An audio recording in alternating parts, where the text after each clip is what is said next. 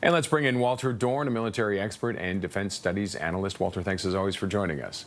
Hi, Roger. Good to be with you. Let's talk about the European statement today. How significant is that? Will it have an impact on these talks coming up? It's added pressure to make sure that the talks are balanced.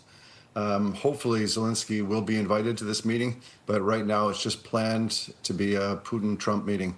And if Zelensky isn't there, it would be grossly unfair. We can't have these imperial-type powers who are determining the fate of smaller nations. We need to have the nations themselves participate in negotiations.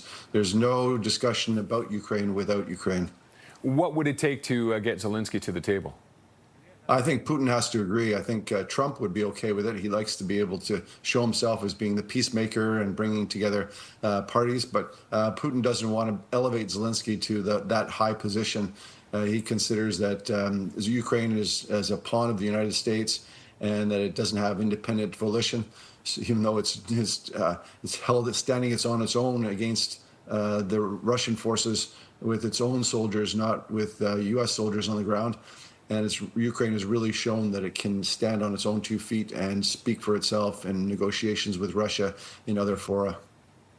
What can Trump, coming to the table in this talks, what can Trump say to Putin, or what kind of threats can he make to Putin to get to push for a ceasefire?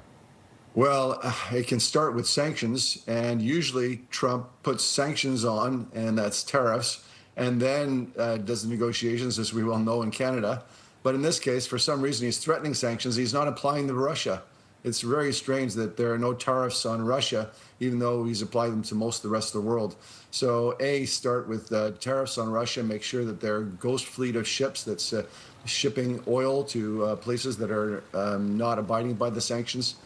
And Trump can also put strong pressure to include Zelensky in talks.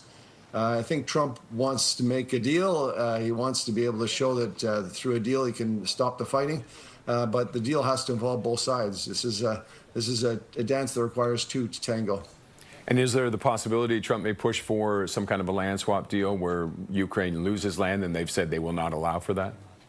That's what he's calling for, and I think the solution in that case is that Ukraine recognizes Russian occupation of certain territories on its land, but that it doesn't recognize that any square centimeter of Ukrainian territory is actually lost, not given to Russia for perpetuity.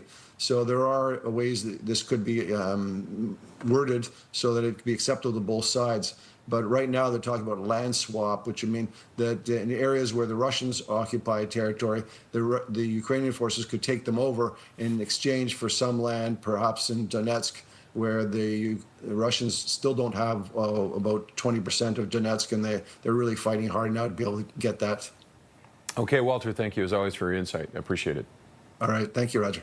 Walter Dorn is a military expert and defense studies analyst.